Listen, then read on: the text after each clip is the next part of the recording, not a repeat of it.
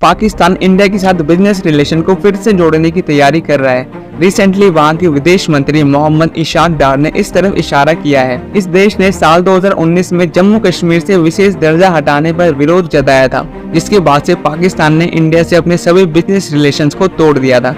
इन 5 सालों में ऐसा क्या हुआ कि वो दोबारा से ट्रेड शुरू करना चाहते हैं। इकोनॉमिक क्राइसिस से जूझ रहा पाकिस्तान इससे उबरने की हर कोशिश कर रहा है। इसी वजह से उनके फॉरेन मिनिस्टर इशाक डार ने कुछ ऐसी ही बात कही है।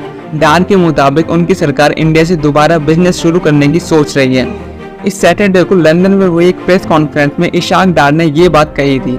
आज इस वीडियो में हम लोग जानेंगे कि इंडिया के साथ पाकिस्तान का द्विपक्षीय व्यापार क्यों रुका, हम उन्हें कौन से प्रोडक्ट दिया और लिया करते थे, क्या अब भी थोड़ा बहुत व्यापार हो रहा है और अगर हाँ तो वो किस रूट से हो रहा है।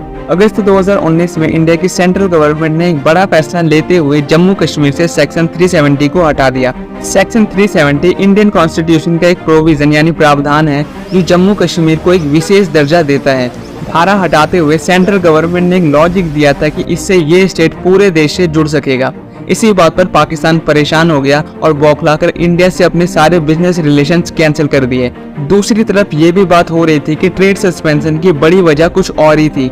असल में उसी साल इंडिया ने पाकिस्तान से मोस्ट फेवर्ड नेशन का स्टेटस ले लिया और पाकिस्तानी इंपोर्ट पर टैरिफ 200% तक बढ़ा दिया था। अगर आप MFN यानी मोस्ट फेवर्ड नेशन का मतलब नहीं समझते तो ये एक खास दर्जा होता है। ये दर्जा व्यापार में सहयोगी राष्ट्र को दिया जाता है। इसमें MFN राष्ट्र को भरोसा दिलाया जाता है कि उसके साथ भेदभाव रहित व्यापार किया जाएगा। लेकिन इंडिया ने पाकिस्तान से MFN का स्टेटस वापस ले लिया था।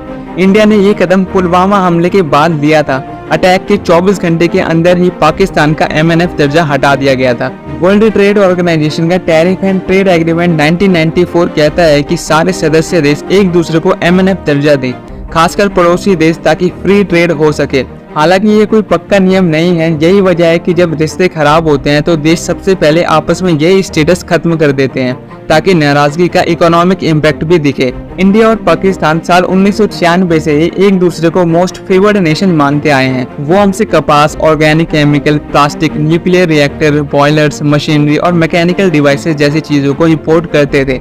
हम भी पाकिस्तान से कई चीजों को इम्पोर्ट करते रहे हैं, जैसे फल और सूखे मेवे, नमक, सल्फर, पत्थर, कई तरह के मेटल्स और लेदर। ट्रेड सस्पेंड करने के बाद भी पाकिस्तान दवाइयां मांगता रहा क्योंकि उसके तुरंत बाद कोविड-19 का दौर आ गया था। इंडिया ने तब भी पाकिस्तान की मदद की थी। बंद होने के बावजूद इंडिया पाकिस्तान के बीच लेन देन पूरी तरह से खत्म नहीं हुआ। इंडियन एक्सप्रेस की एक रिपोर्ट में सरकारी हवाले से कहा गया है कि थोड़ा बहुत व्यापार बाघा अटारी बॉर्डर के रास्ते हो रहा था। इसके अलावा कराची बंदरगाह के जरिए भी लेन देन चलता रहा, लेकिन ये सब बहुत ही कम, लगभग नहीं जितना ही हुआ था।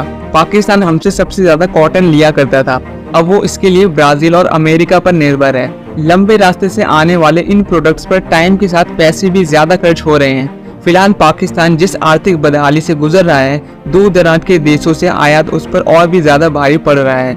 यही वजह है कि उसके विदेश मंत्री ने ट्रेड को वापस बहाली करने की बात की है। हालांकि ये बात उन्होंने सीधे सीधे नहीं की, बल्कि एक इंटरनेशनल मंच पर की है। तो फिलहाल ये नहीं कहा जा सकता कि आगे क्या होगा। इसके अलावा इंडिया की अप्रूवल भी जरूरी है।